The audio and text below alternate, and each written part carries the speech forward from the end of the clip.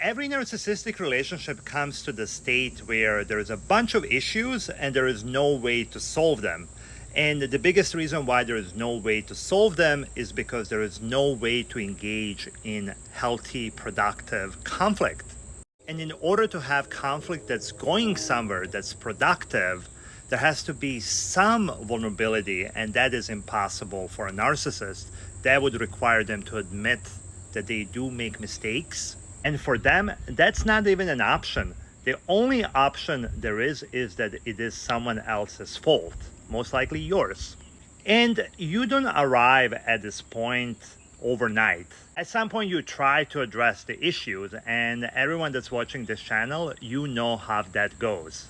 You walked out blaming yourself, and they are well equipped to turn any situation around, deflect, gaslight you, and blame shift.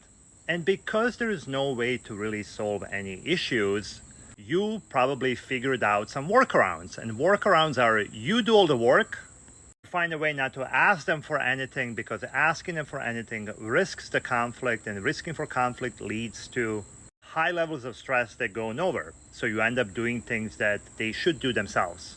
And with their responsibility taking avoidance, you figure out, what if I actually don't have any needs and I do everything? Then in that case, the things will kind of work out at your expense. For some time, maybe they do, but then it's impossible to even keep that system around, because even in that system, you will still end up getting blamed for things, because there is no situation in which they can operate without blaming other people, often for problems that they are creating themselves.